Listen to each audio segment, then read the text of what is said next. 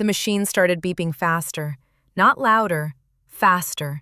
Sharp, clipped bursts that sliced through the room in neat little intervals, each one more urgent than the last. I couldn't open my eyes to see what was happening. I couldn't turn my head. I couldn't even swallow right.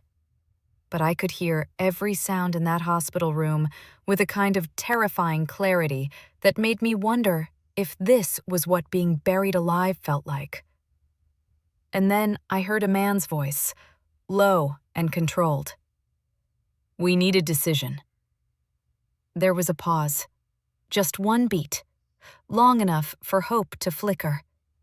Then my mother said, "Don't." That one word changed everything. Before we continue, please hit the like button, subscribe to the channel, and turn on the notification bell for updates. My name is Lena Mercer. I'm 32 years old, and until that night, I would have told you my mother, Evelyn Mercer, was difficult, cold, controlling, impossible to fully trust sometimes, but still my mother. Still the person who would show up when it mattered.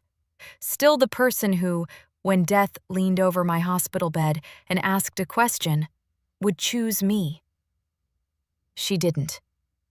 The room went so quiet after she said it that I could hear fabric shift, a shoe squeak lightly against the floor, somebody breathing in through their nose and holding it there, like even the staff knew something about that answer was wrong. I tried to move. Nothing. Tried to make a sound. Nothing. Inside my own head, I was screaming so hard it felt like my skull should split open. No. No, no, no. I'm here. I can hear you. That's not what I want. But my body had become a locked room, and everyone around me was acting like I was already halfway gone. A doctor cleared his throat. He sounded careful now. Too careful. "Mrs. Mercer, just to confirm, you're instructing us not to escalate if her condition deteriorates?" "Yes," my mother said. Not crying, not shaking, not even pretending to struggle. Just, yes. That was when the first cold thought slid into place. She was ready for this. You know what's strange? Betrayal doesn't always arrive like a slap. Sometimes it arrives like recognition, like a puzzle piece clicking into a gap you didn't want to admit was there.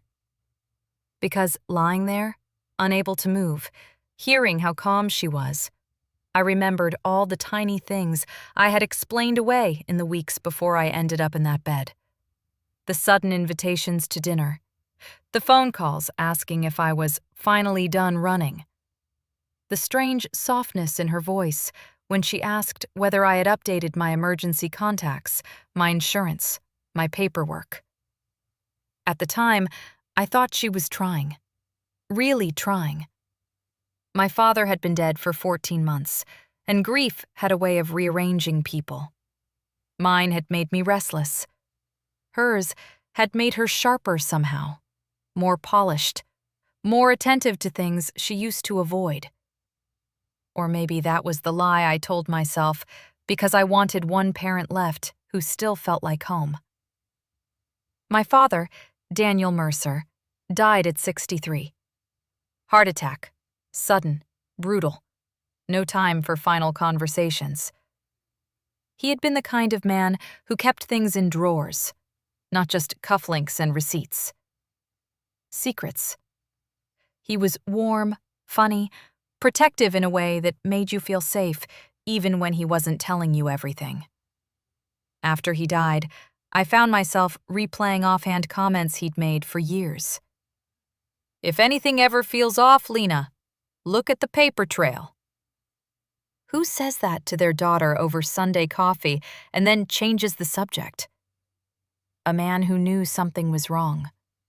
And maybe a man who knew I'd need to know too. 3 weeks before I landed in intensive care, I was in my father's old study at the family house. My mother had kept it nearly untouched, which should have felt sentimental, but instead it felt curated, controlled, too clean. I was looking for an old photo album and found a file box shoved behind tax binders. Inside were copies of account statements, trust documents, notes in my father's handwriting, and one page with a sentence underlined twice. If Lena asks questions, give her everything. Tara Cindy, 24th of March, 2026, 12:04. I never got the chance. Because the next time I mentioned my father's files, my mother's expression changed so fast it barely looked human. Just for a second. A flash. Then she smiled and asked if I wanted tea. That should have been the moment I walked out. Instead, I stayed. Because she was my mother. Because I was tired of suspecting shadows. Because part of me still wanted an explanation that would make everything make sense, without destroying what little family I had left.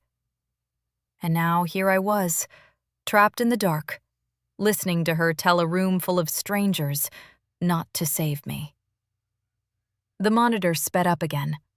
A nurse said, very quietly, "Doctor." Then my mother cut in. She wouldn't want extraordinary measures.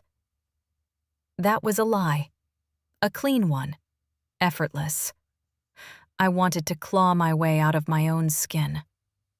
Somewhere near the foot of the bed, a chair scraped lightly. The doctor lowered his voice even more, but not enough that I missed the doubt creeping in. "Do we have the directive in the chart?" No one answered right away.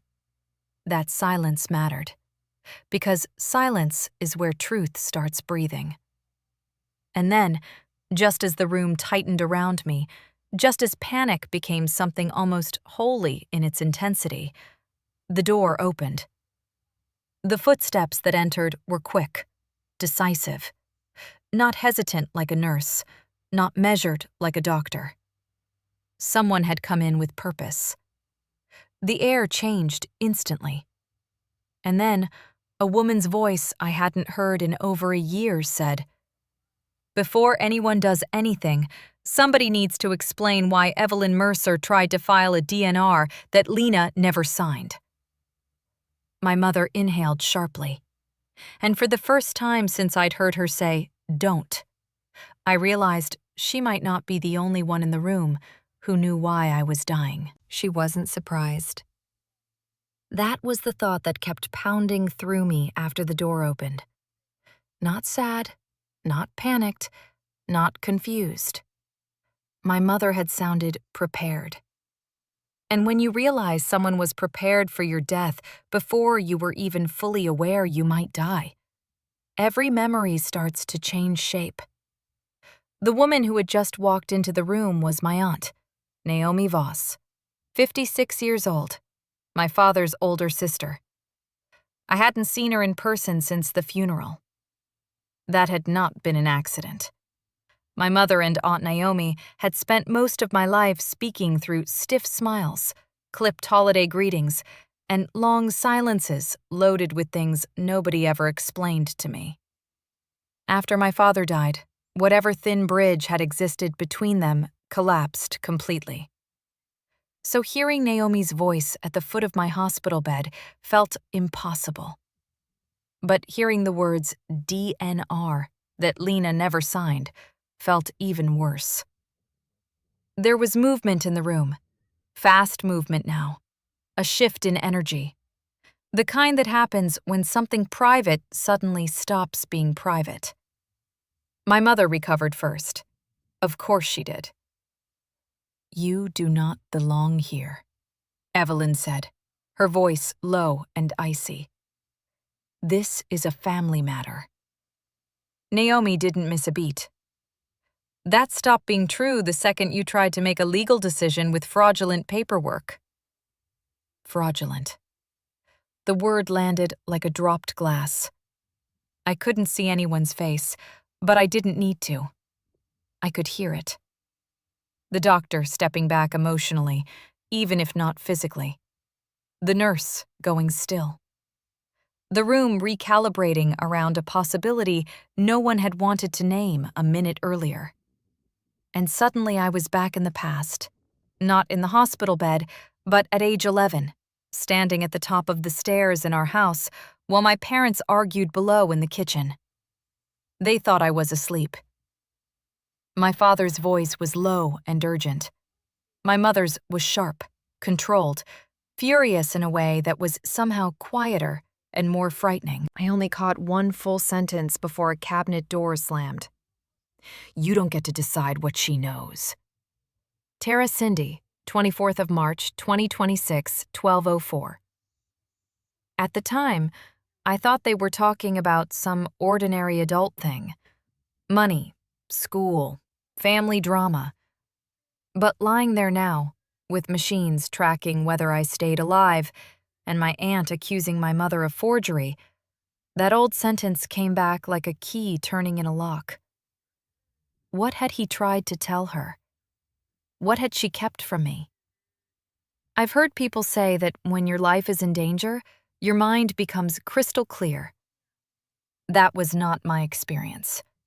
Mine became sharp in flashes, jagged pieces. A memory here, a phrase there, one detail suddenly lit up while the rest stayed dark. My father, Daniel Mercer, had always been warm in public and careful in private. 58 when I was born, old enough that people often assumed he was my grandfather when he picked me up from school, but patient enough to laugh it off. He was the one who sat through every piano recital, every school play, every stupid teenage meltdown. My mother, Evelyn, had always been beautiful in a severe, deliberate way. Immaculate hair, straight spine, voice like a polished blade. She believed in order, in presentation, in not letting emotion make a mess of a room. When I was younger, I told myself they balanced each other. When I got older, I realized balance and tension can look very similar from a distance. After my father died, my mother changed in a way that at first looked like grief and later felt more like consolidation. She took over everything. The finances, the house, the paperwork, the narrative. She decided who got what information and when. She told relatives not to overwhelm me. She told me she was handling the estate, that Dad had left things simple, that there was nothing I needed to worry about. But there were always small cracks in that story. A bank envelope she snatched off the counter before I could read it. A call she ended the second I entered the room. A locked drawer in Dad's study that had never been locked before. And then, in the months before I got sick, something stranger happened. She became nice. Not warm, my mother was never warm, but attentive, interested. She started inviting me over on Sundays, asked about work, asked whether I was still renting my apartment, asked whether I had anyone serious in my life who might complicate future decisions. At the time, I thought the phrasing was odd. I remember laughing and saying, "Future decisions about what?" She had smiled over the rim of her coffee cup and said, "Life gets administrative very quickly after 30. That line hit me now with almost physical force. Life gets administrative very quickly after 30. Who says that unless they're already thinking about signatures, authority, next of kin? In the room, the doctor spoke again, more firmly this time. "I need clarity. Is there or is there not a valid advance directive on file for Ms. Mercer?" Naomi answered before my mother could. "There is a document someone attempted to submit this evening. It is not valid." "Attempted?" the doctor asked. "Yes," Naomi said, "because Lena never signed it." My heart hammered so hard I could hear the blood in my ears. I remembered the week before my collapse. I'd gone back to the house because I couldn't stop thinking about the papers in Dad's study. I waited until my mother stepped out to take a phone call. I checked the file box again. Some documents were gone. Not misplaced. Gone. When she came back inside, I asked her directly, trying to keep my voice steady. "Did Dad change the will before he died?" She stood very still. Then she gave a small, almost amused smile. "Why would you ask that?" "Because I found paperwork." "Old paperwork," she said. "Half-finished things. Your father was always revising things." That sounded reasonable. It almost worked. But then I asked, "Then why is anything missing?" Tara Cindy, the 24th of March, 2026, 12:05.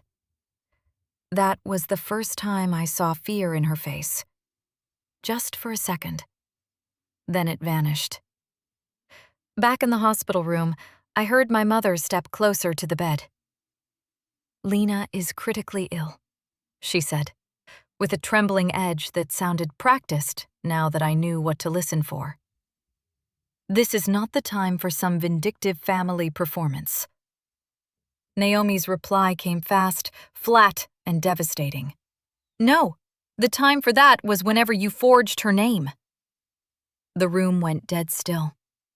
Then the doctor said the one thing that changed the stakes completely. "Until this is resolved, no one follows that order." And just before the silence broke again, Naomi added one more sentence. "There's more.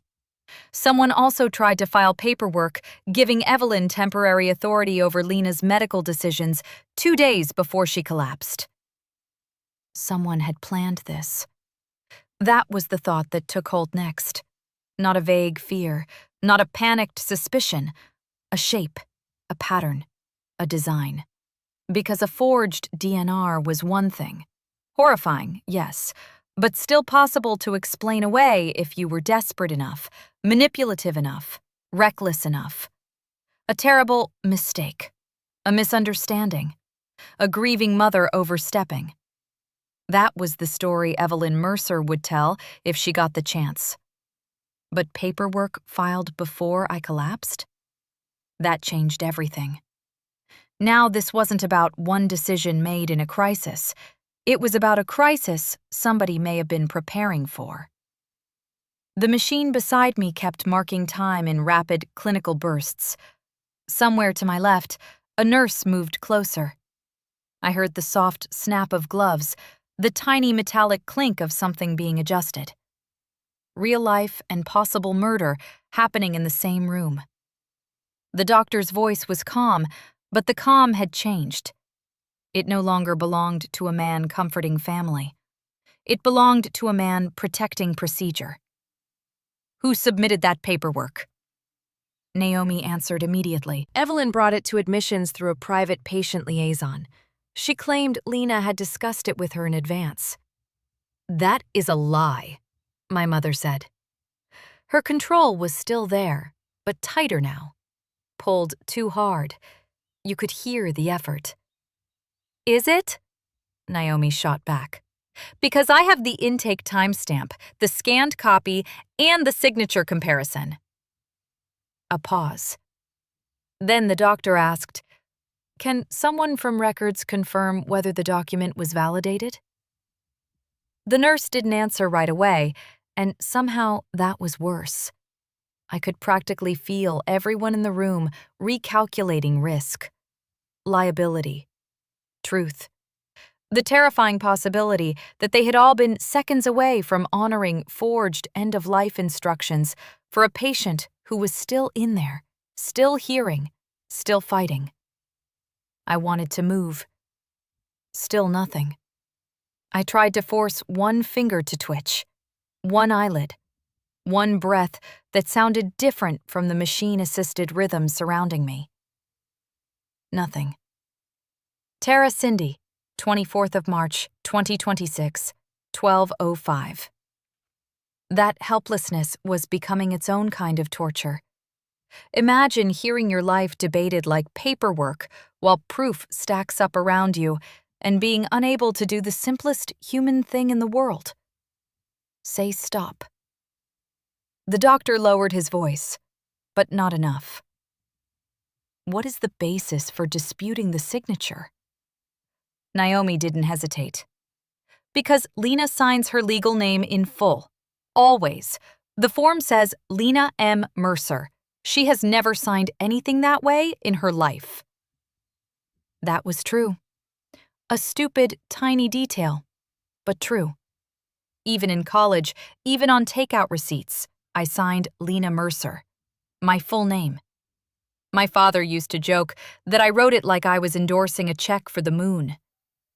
My mother knew that, which meant if she forged it herself, she guessed wrong. That thought should have made me feel victorious. Instead, it made me cold. She had tried. This was real.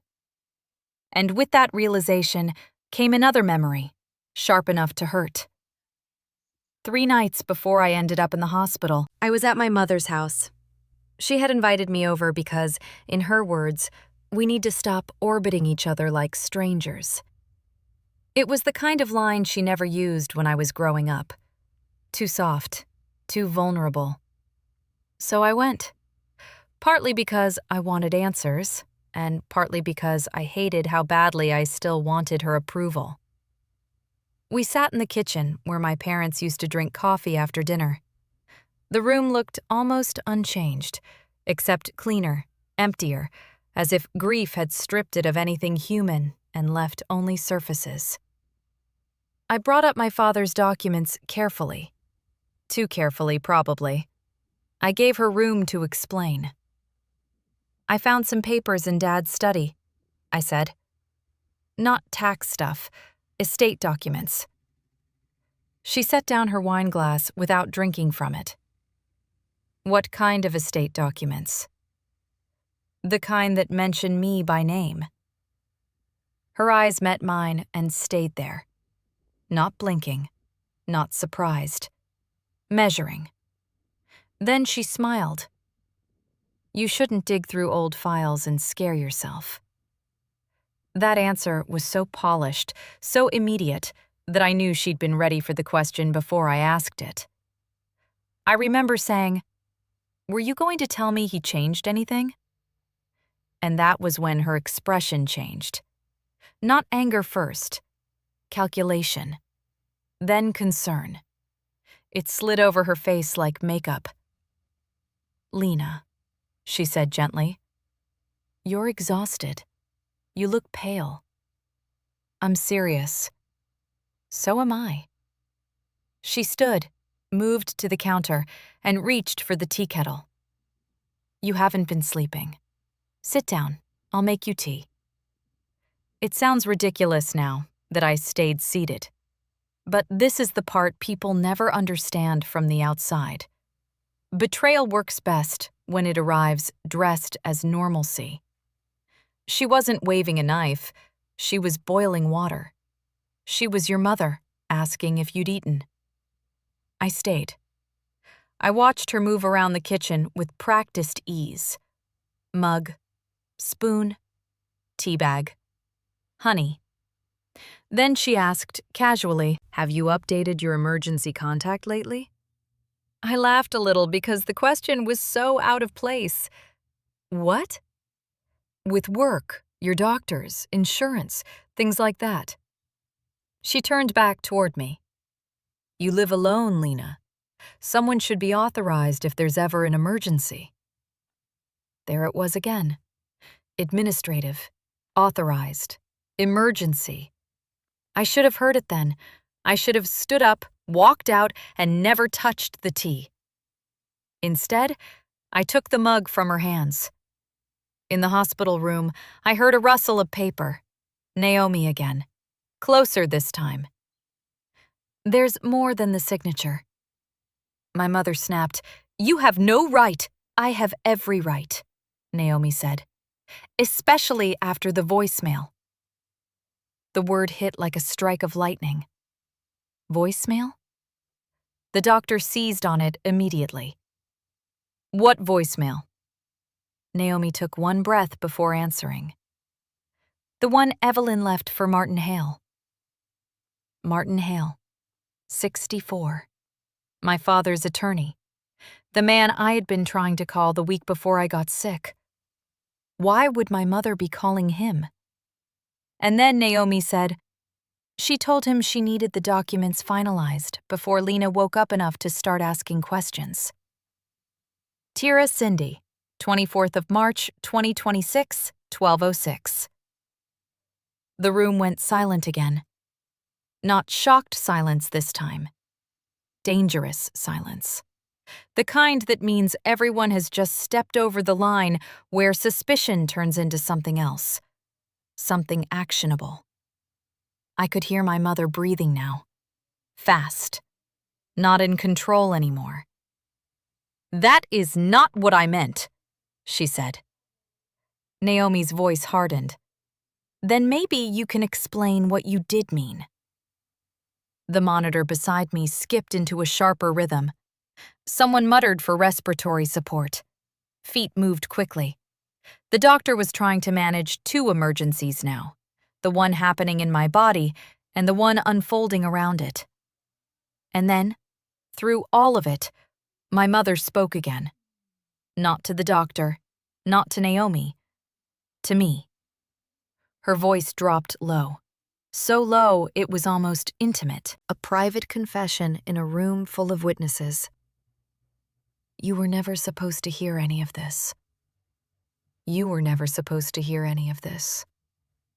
That was the moment the last bit of doubt died. Up until then, some tiny desperate part of me had still been trying to build an innocent explanation out of scraps.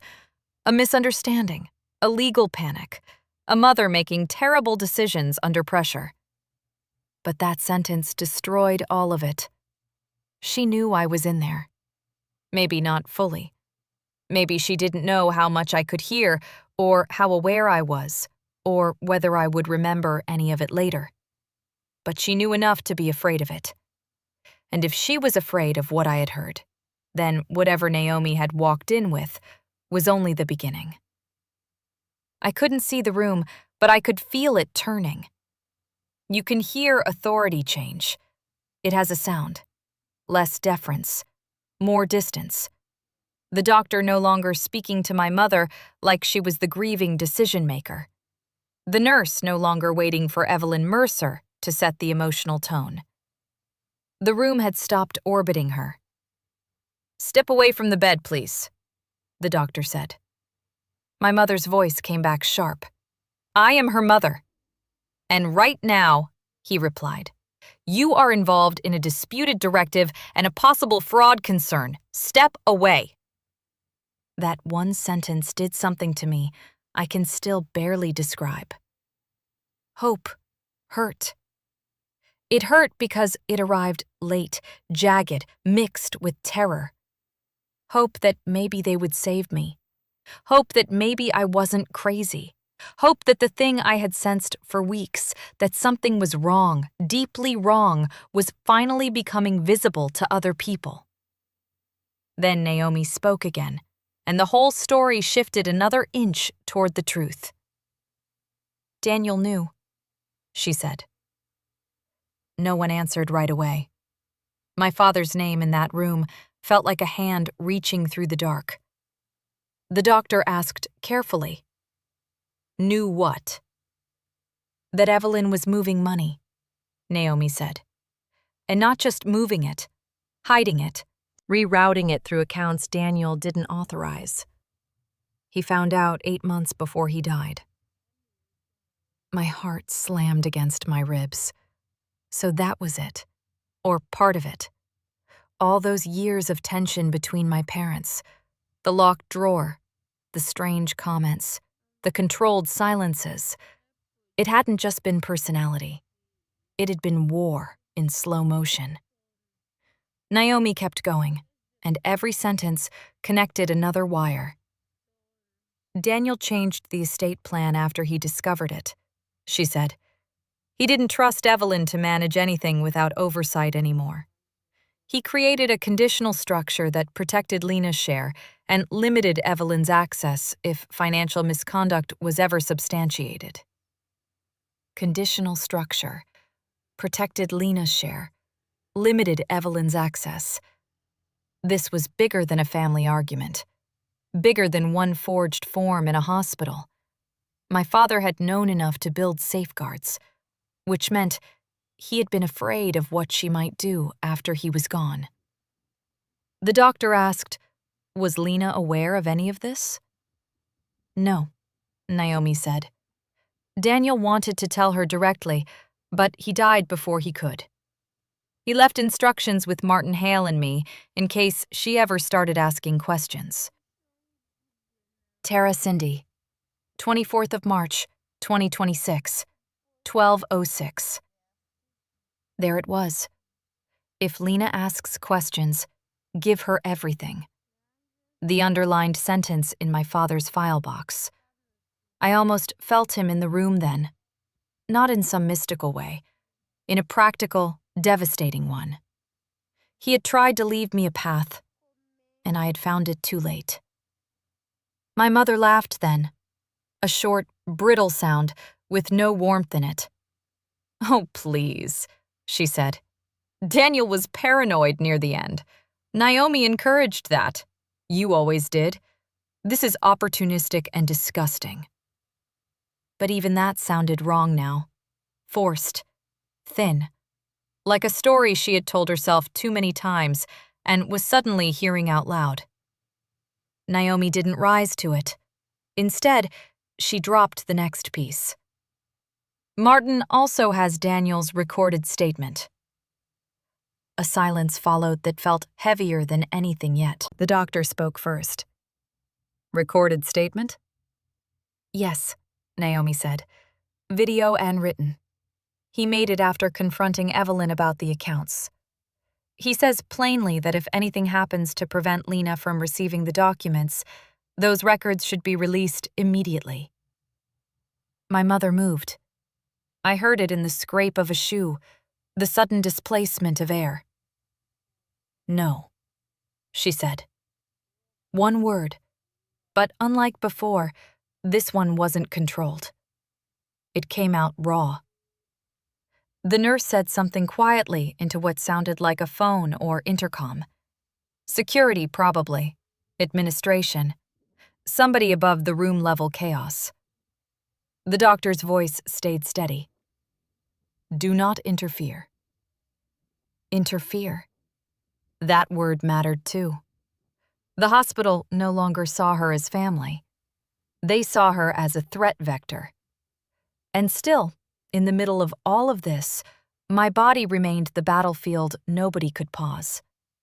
The machine ticked faster again. There was pressure at my arm, hands adjusting lines, someone asking for numbers, someone else responding in clipped medical language I couldn't fully track. I kept trying to move. One finger, one toe, anything. Nothing. Then Naomi said the thing that tied the last few weeks together with sickening precision. When Lena found the papers in Daniel's study, Evelyn panicked. She started calling Martin repeatedly. She tried to get access expanded. She wanted updated authority forms. She wanted signatures rushed.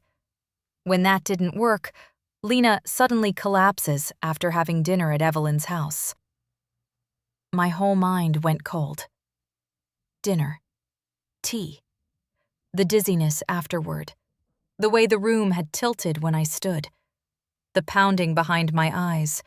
The strange heaviness in my limbs that felt wrong even before the ambulance came.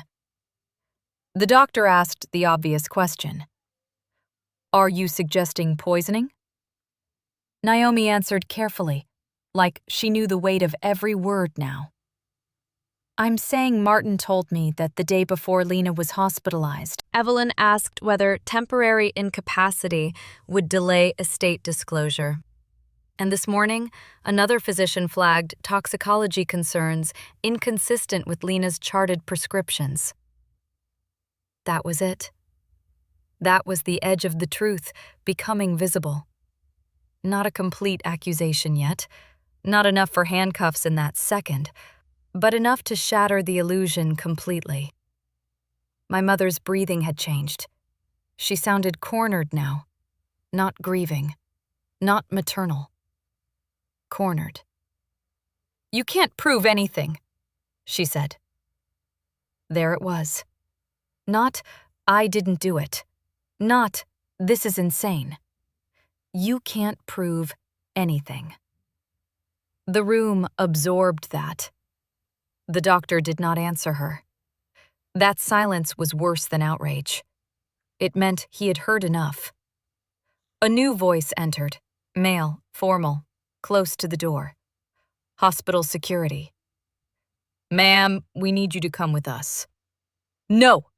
my mother snapped.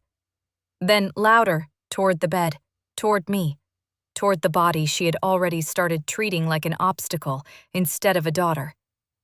She was going to ruin everything. Tara Cindy, 24th of March, 2026, 12:07. No one said a word, because in that sentence was the confession hidden inside the motive. Not she was confused, not she was sick, not she was impossible to save. She was going to ruin everything. The money, the lies, the forged documents, the version of our family my mother had been preserving with all the elegance of a museum display and all the violence of someone willing to let me die to protect it. I heard movement, resistance, the muffled rise of voices near the door. My mother didn't scream. She hissed, argued, tried to claw back control with words, status, indignation. But the room had passed her. Whatever power she had walked in with was gone. And then Naomi's voice came one last time, low and devastatingly clear. "There's one more thing the doctor needs to know." The room stilled around her. "The toxicology flag wasn't the only warning," she said. "Daniel's statement explains why Evelyn couldn't let Lena wake up." A beat. Then, "Because if Lena survived, everything would come out." Because if Lena survived, everything would come out. That line hung in the room like a blade. For one suspended second, nobody moved. Not the doctor, not the nurse, not the security officers near the door, not even my mother, Evelyn Mercer, who had spent her entire life controlling rooms through poise, silence, and precision. It was as if the truth had finally become large enough that no one could step around it anymore. Then everything happened at once. The doctor's voice cut through the noise, sharp and commanding now. "We are not honoring any non-validated directive. Full intervention. Now." The machine that had been tracking me like a countdown suddenly became the sound of people fighting for me instead of talking over me. Orders came fast. Medication, airway support, pressure, numbers, names of tools I couldn't see. Movement rushed around the bed in hard, practiced bursts. And underneath all of it, my mother said, "You're making a mistake." But nobody listened. That was the reversal. Not dramatic in a theatrical way. Dramatic in the only way that matters when your life is on the line. The people with power stopped giving the wrong person authority. I heard security move closer to her. "Mrs. Mercer, you need to step out now. I am her mother. That is no longer relevant to this immediate medical decision." No longer relevant. My whole life, that title had ruled every room. Mother.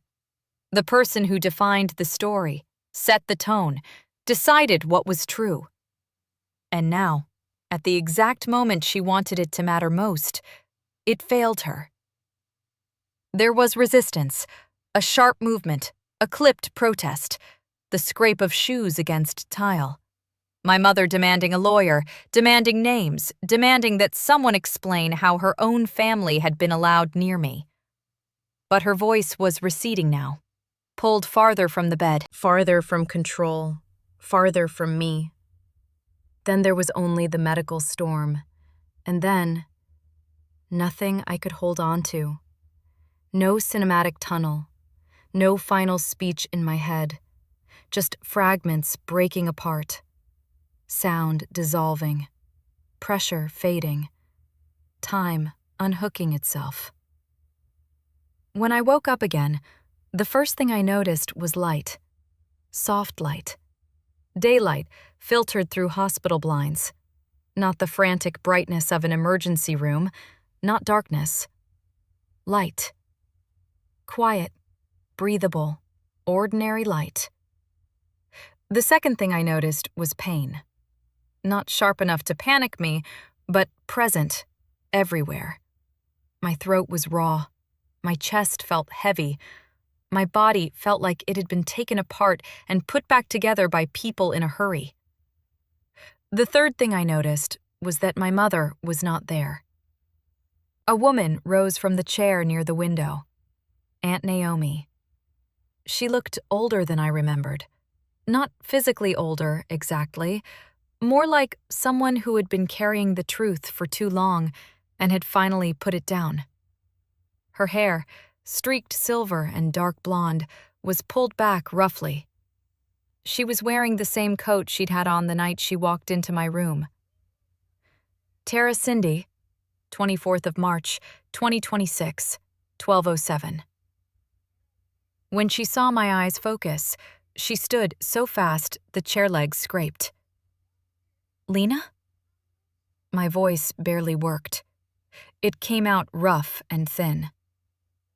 Did I had to stop and try again. Did I hear her? Naomi stared at me for one terrible, honest second. Then she said, "Yes." That yes hurt more than I expected. Not because I doubted it.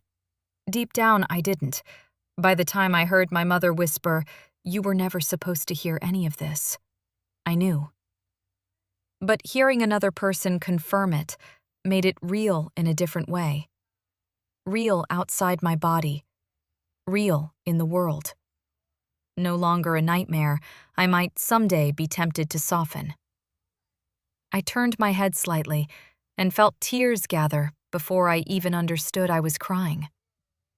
It wasn't only fear leaving me. It was grief.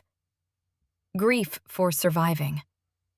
Grief for almost not surviving. Grief for the mother I had spent 32 years trying to understand, in ways that would still allow me to love her safely. Grief for every time I had mistaken control for care, polish for stability, attention for affection. Naomi came closer but didn't touch me right away. She waited. That mattered. Everyone else in my family had always acted first and explained later. Naomi waited for me to choose.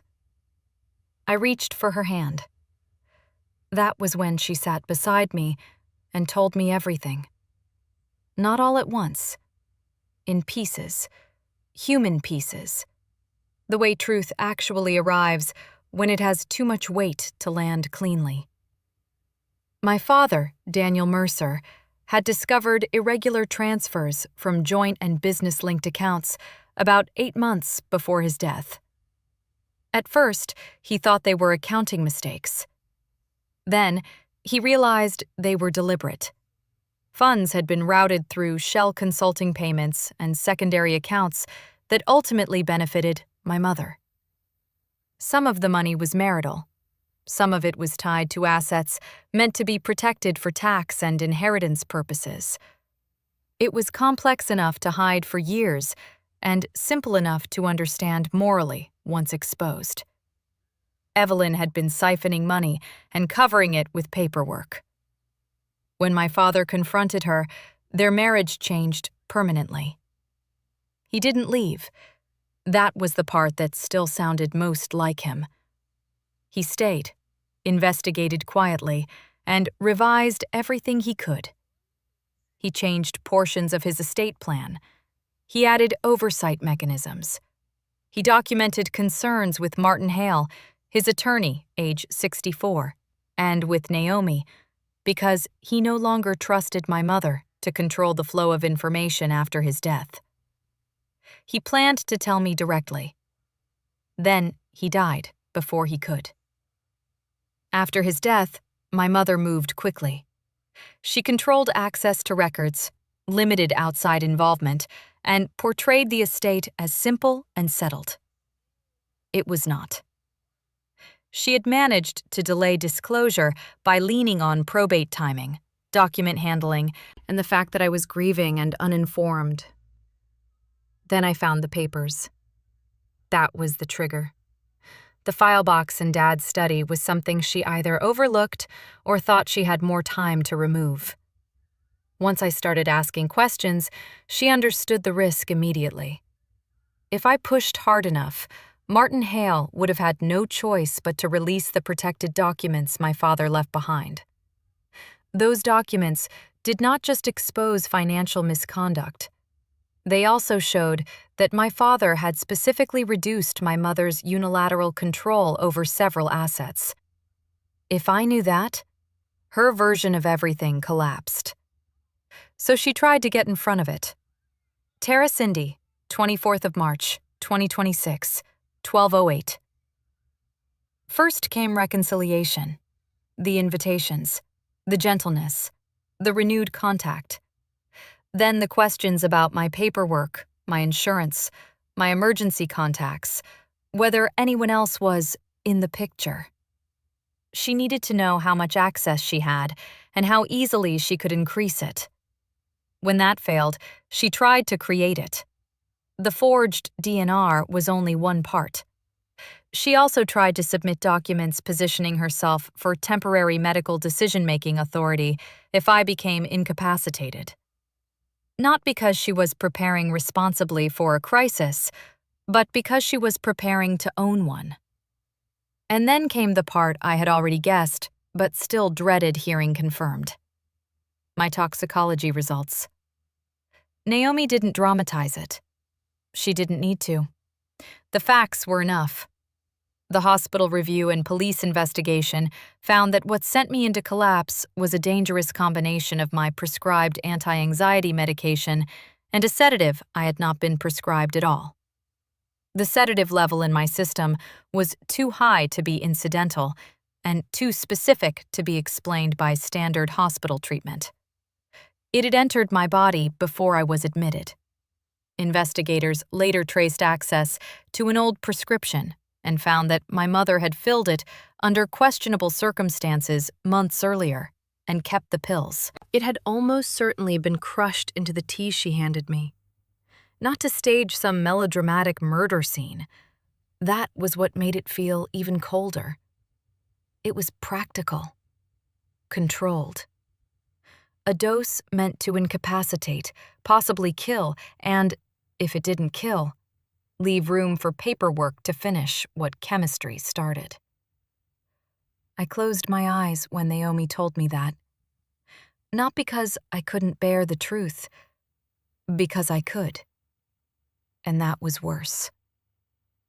There is a particular kind of pain in realizing your instincts were right. People talk about validation like it's always empowering. Sometimes, validation is just grief with documents attached. I asked about Martin. Naomi told me he had turned over everything as soon as she reached him from the hospital that night. My father's revised estate files, correspondence, transaction summaries, and a recorded video statement made 6 months before his death. In it, my father looked tired, but completely lucid. He stated plainly that he believed Evelyn had manipulated funds and might obstruct disclosure after his death. He named me directly. He said that if I ever came looking for answers, I was to be given all records immediately. He also said something else Naomi repeated almost word for word. If Lena is ever suddenly unable to speak for herself while Evelyn is trying to manage the situation, do not assume that is a coincidence. My father had not known what would happen, but he had known her. That statement changed the investigation from suspicion to pattern. The consequences came quickly after that. The hospital opened an internal review into the attempted submission of fraudulent end-of-life documents and the chain of access around my intake. They flagged the incident for legal counsel and law enforcement. Admissions records, scanned forms, timestamps, and call logs all became evidence. The nurse who had hesitated over the directive was interviewed. The physician who noted toxicology irregularities filed a formal addendum. Security statements from that night were preserved. Police obtained warrants. My mother was arrested within 48 hours. The initial charges included fraud, forgery, attempted unlawful interference with medical decision-making, and, once toxicology and sourcing were confirmed, attempted homicide. Additional financial crimes followed as investigators dug through the accounts my father had documented. Asset freezes hit next. Then civil proceedings. Then probate reopened under scrutiny. The social fallout was messier, because real life always is. Tara Cindy, 24th of March, 2026, 12:08. Some relatives who had spent years admiring my mother's composure crumbled the moment they saw the evidence. They called me crying, apologizing, telling me they should have listened when I said something felt wrong after Dad died. Others resisted, not because the facts were weak, but because accepting them meant admitting they had mistaken elegance for integrity for decades. One cousin told Naomi, "Evelyn could never do something like that." The reply was brutal and accurate. She already did. There were friends of the family who disappeared quietly. Others resurfaced with stories that sounded insignificant alone, but obvious together. Invoices that didn't match, pressure around signatures, versions of events that changed depending on the audience. My mother had built her life the way some people build facades on old houses. Beautiful front, rot underneath. As for Martin Hale, he became one of the people who helped untangle the legal wreckage my father had tried to prepare me for. The estate was corrected. Not quickly, but clearly. Records were authenticated. Holdings were reclassified. My father's protections were enforced. What had been hidden was no longer hidden. And Naomi told me the one detail I had been circling since I woke up. Why she arrived at my room at that exact moment. The answer was infuriatingly simple. Martin had finally reached her after missing my earlier attempts to contact him. When he learned I was hospitalized and that my mother had suddenly become very active around paperwork, he called Naomi immediately. She drove straight to the hospital with copies of the flagged documents in hand. She got there just as the staff asked for a decision. Minutes later, and my story would have ended in that room. That knowledge stayed with me longer than almost anything else. Not because I liked thinking about how close it had come, but because survival often turns on humiliatingly small things. A missed call returned. A suspicious nurse. An aunt who decides not to wait until morning. Recovery was not cinematic. There was no montage of immediate strength, no speech in a courtroom the next week. My body took time. My mind took longer. I startled easily. I had stretches where any beep from any machine made my stomach drop. I could not drink tea for months. But I got stronger. I gave statements, first to hospital investigators, then to detectives, then, later, in depositions. I watched my mother's attorneys try to reduce everything to confusion, grief, clerical error, medication mix-up. The evidence held. Her own words held. The forged forms held. The transaction records held. The toxicology held. And I held. That mattered more than I can explain. Months later, after the worst of the medical recovery was behind me and the legal process had settled into its slower machinery, I visited my father's study again. Not the version my mother curated, the real one, after the locks were opened, the drawers catalogued, the staged neatness disturbed by actual truth. Dust sat where it wanted. Old paper smelled like old paper. Sunlight fell across the desk the same way I remembered from childhood. Naomi left me alone in there.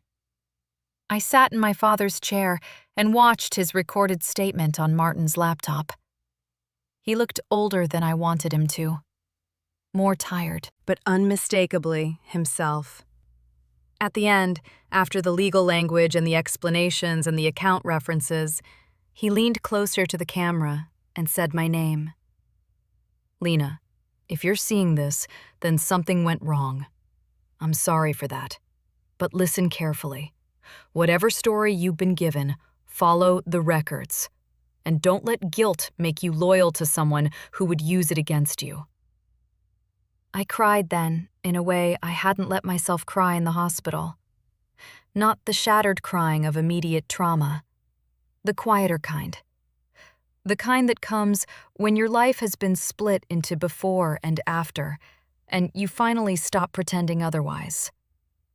Tara Cindy, the 24th of March, 2026, 12:09.